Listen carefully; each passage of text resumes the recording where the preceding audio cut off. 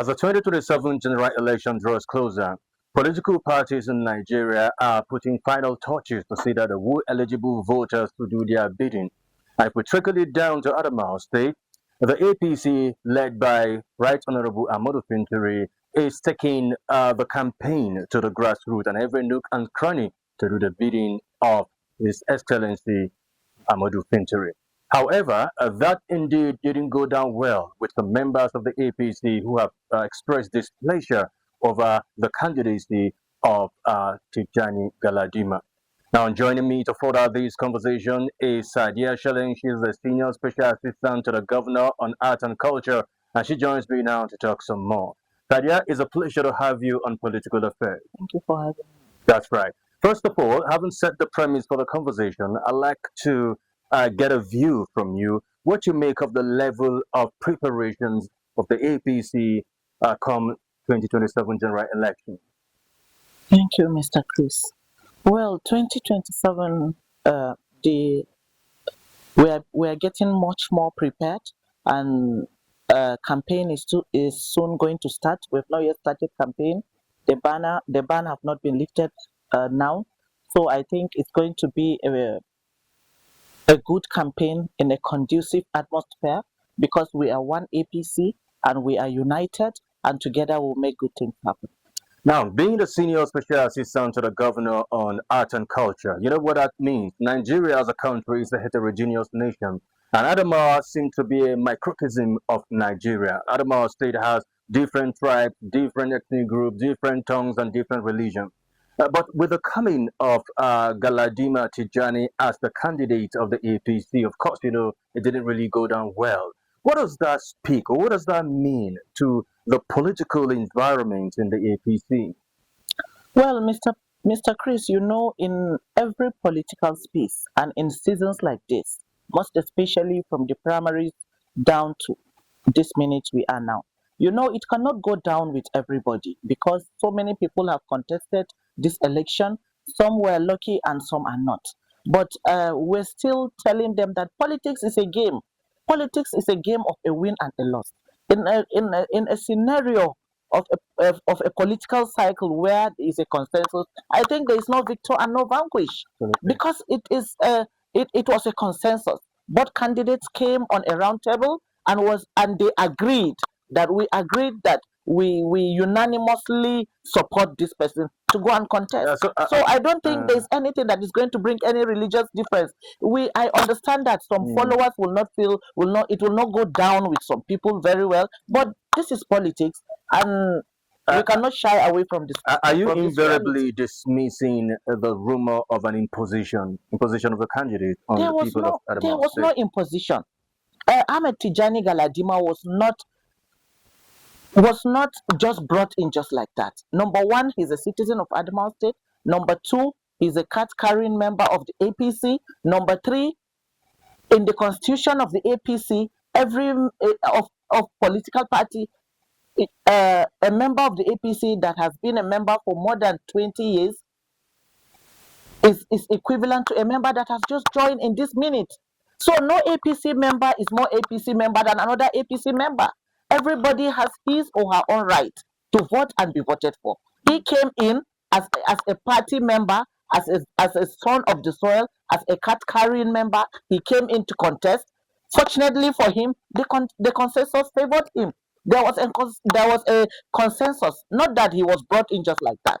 It was a consensus, and both parties agreed. One of the reasons why some persons, you know, are having double-minded issues concerning the man Galadima Tijani is the fact that your principal, the governor of Adamawa State, had made this campaign several times and made his promise that his successor will be a grassroots politician, you know, and quite a number of persons have been looking forward to seeing, okay, who these grassroots politicians is all about or who is going to be.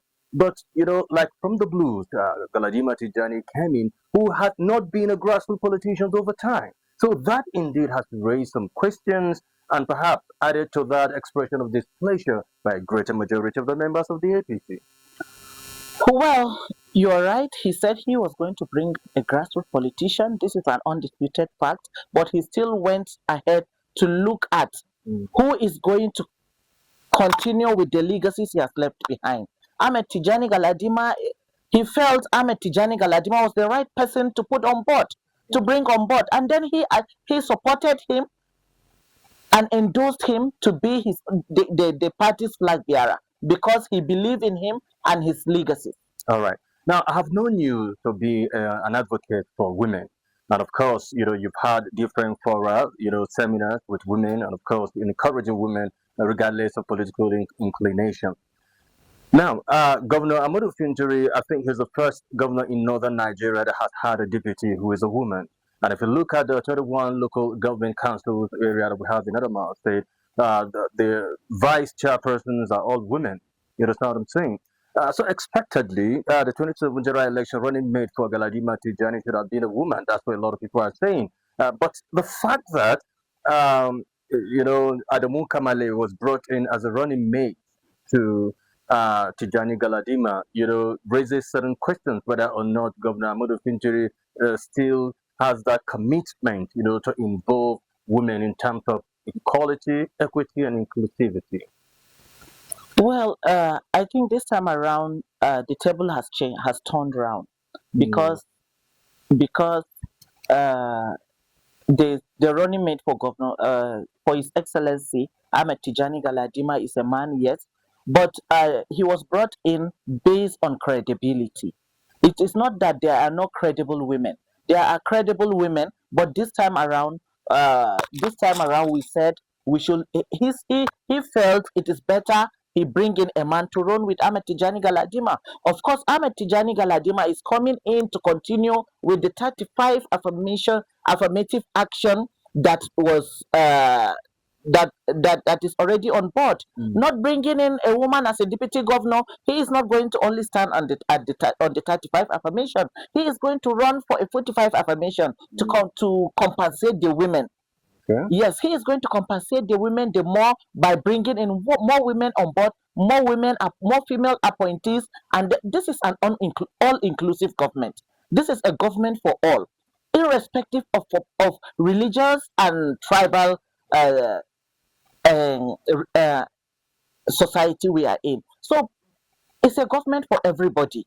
Nobody is going to discriminate anybody. This is a government for the people, by the people, and Galadima for the people. And that is the fear of a greater majority of Adamawa citizens, looking at the trajectory. Of course, Governor Fintiri is not a religious bigot. Governor Fintiri has had everybody to himself, regardless of your political inclination, regardless of your faith. In fact, even those who are free thinker, as you were saying, women inclusivity in Fintiri's agenda.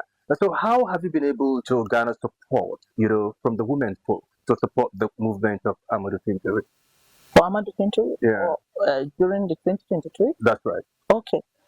I think campaigning for Amadou Fintiri was one of the simplest campaigns I've had, because Governor Amadou Fintiri has played gender-friendly politics. He has carried all of us along because he's a he for she, and we were all included in all aspects. Because looking at the 21 local government vice chairs, the female political appointees, the deputy governor, all those things, all those positions, if you gather them together, you look at it like we are on 70% affirmation. Yes. Interesting. Now, I would like you to ponder on this because we will take a break now. But when we return, there is this issue, elections in Nigeria have always been characterized by violence and voter apathy, because quite a number of young Nigerians on election day, you either see them go play football, they don't turn up for the elections. It's either the women and the elderly who want to go to cast their ballot. So how do we discourage voter apathy and make young Nigerians to understand that civic responsibility is indeed a game changer? But this is what you're going to be looking at after this time. I'll just ponder on this. All right, you're watching Political Affairs on Camera TV. We'll take a short break and we'll be back in just a moment. And for those of you following the conversation on Facebook page, I need you to send your comments and questions, perhaps even to Sadia Shaleng. Hopefully, she'll respond to you swiftly. We'll be back in a moment. Join us again.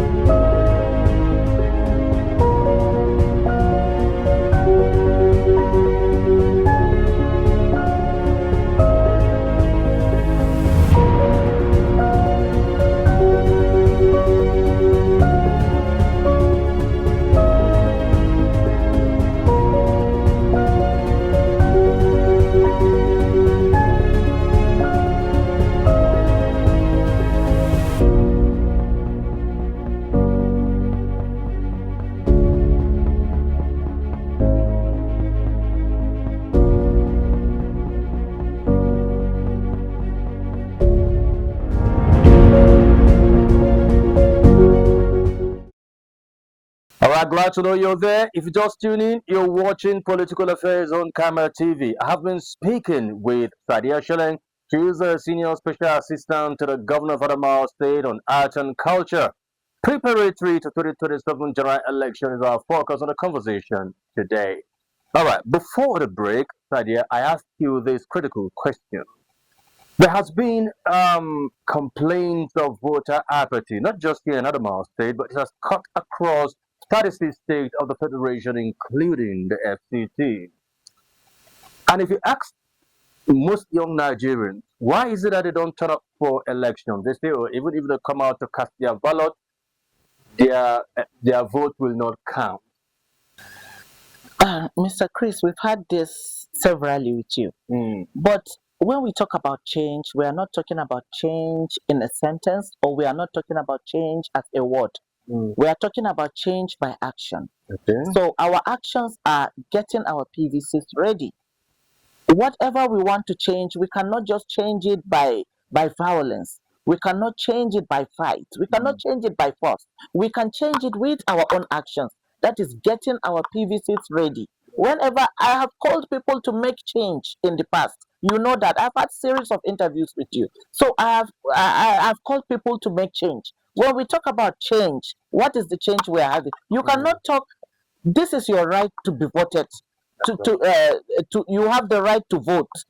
So irrespective of candidature, you have your right to vote as a person and a citizen of this country. So when you talk about change, I don't know what kind of change they are talking about. We can only make that change with our PVC. So this PVC, this time around, I have called and had voter education severally that we need to bring out our voters card. We have not had campaigns on that because we've not started campaign, but we've had voter education that we need our PVCs ready for 2027 election. All right. Now let me ask you this question, Sadia. Is the APC afraid of opposition? Because we've seen what is happening even at the national level. If you try to trickle it down to the state level, okay, at the national level, you know, the likes of the ADC and the NDC, of course, the Obedience and the rest. But we have seen how the Bola Ahmed Tinubu-led administration, you know, seemed to try to crumble and muzzle the opposition party, you know, several times. Is the APC afraid of the opposition? Well, I will talk about Adamawa State precisely. Okay. Yes. In Adamawa State, we are not afraid of any opposition party. In fact, to me, we don't even have any opposition party. Those that felt they are contesting in other political parties, I don't know what they took themselves to be. But our own party is the ruling party and is the party that is going to win all elections. If you say your party is not afraid of opposition party, or if you say your party, or you don't even think there is an opposition party in Adamawa State, that's the exact statement the governor made when he was in the PDP. He said there was no opposition in Adamawa State, but now he has moved to the opposition. And you say there's no opposition. No, if you say he has moved to the opposition, it's like PDP was in survival as at that time. Yeah. He cannot stay in PDP for PDP to crash down with him. He can only move to a party that has full strength and that is well structured. Because the PDP as at that time was not stable. It was just moving like this. But APC was stable that time, so he had to move to a stable party. But the likes of Chief Maurice Vunopolki, the likes of Ishako Wabo, the likes of even though the AGC had a little bit of change, Umarana to Modibo, these uh, politicians, who have tested the waters of politics, are they not a threat to the APC? They are politicians is an undisputed fact. It's an undisputed truth. But they are not a threat to any APC member. I'm telling you, come 2027, Ahmed Tijani Galadima is going to be the governor of Adamawa State with a wide margin. Yes. So you're calling on your team and supporters, to rally around Ahmed Tijani? Yes, I've called my team supporters severally. I've posted Ahmed Tijani on my Facebook timeline. I've been posting it on my WhatsApp status because this is where I belong and this is where I have confidence in. Because Ahmed Tijani Galadima is a leader par excellence, and this is where our vote belongs. So is that a success, though, that Governor Fintiri, promised Ahmed Tijani Galadima is Governor Fintri's successor, and he is the person that Governor Fintri is going to hand over Adamawa State to come 2027. All right, finally, no doubt about that Governor Fintiri has done incredibly well in Adamawa State, changing the narrative. We have seen road constructions. I was even surprised when I went to certain places and I saw the roads that have been tarred. Renovation of schools, building of new schools, hospitals, and so on. And your slogans that no one is left behind and nothing is left untouched. There is this Yola International Hotel that is moribund now. And Yola International Hotel, if he had been renovated, of course, could have opened doors for employment of about 500 Adamawa youth, to be gainfully employed. Why is Yola International Hotel still remaining as moribund as it were? I think Yola International Hotel, some few weeks ago, Governor Ahmadu Umaru Fintri have spoken about it, that he is going to award contracts for the Yola International Hotel to be renovated and fully active, even for our own youth to be employed. So I believe before this government goes down, Governor Ahmadu Umaru Fintri is going to give it a touch. Indeed. All right. Well, before I let you go out of the studio, I understand that security, of course, is everybody's business. And during his first tenure in his inaugural speech, he said he is going to deal with the dreaded Sheila gangs and gangsterism in Adamawa State, which, of course, to an appreciable level, we've seen an improvement in security. And before now, we've seen communal clashes, in Adamawa State. But Governor Fintiri has doused all these tensions. So, do you see a continuity or a continuation of these peaceful coexistence, regardless of our heterogeneity and ethnicity in Adamawa State, should your candidate win? Yeah. Well, I'm just telling you, our candidate is a replica of Governor Ahmadu Umaru Fintri in terms of security, infrastructure, and others. But how can he be trusted? Adamawa people never knew him before. Who have they trusted before? Was Governor Boni Haruna a trusted person? What was he before becoming a governor? He was a nobody before becoming a governor. That's a different case entirely. No, I'm just telling you that then Nigeria was transiting from military regime to civilian regime. No, see, let me tell you. Quickly, we're running out of time. When Governor Bindo was coming, they said the same thing. Let me tell you, you cannot just satisfy everybody. No matter how you try, despite Governor Ahmadu Umaru Fintri's strength of work and infrastructures in Adamawa State, it's still not going down well with some people. They still insult him. So we will just do our best. As far as we are concerned, our candidate is the best and is going to give Adamawa the best. All right. Well, this is just a part one of the conversation. We're definitely going to have a build up on these. It's just a preamble. But definitely we'll have you on the show perhaps next week. To come for the part two of this conversation. However, thank you so very much, Sadia Shelling, Senior Special Assistant to the Governor of Art and Culture. Appreciate you. Looking forward to seeing more of you again on Political Affairs. Thank you. All right, viewers, that's our show today. Thank you so very much for being with us from start to finish. Join us again, same time, same station, as we come with a fresh edition of the program. Until then, stay safe. My name is Chris Jacobs. God bless Nigeria. And for those of you following the conversation on Facebook page, I need you to send your questions, your comments in the comment section. Hopefully, we'll respond to you swiftly. God bless you.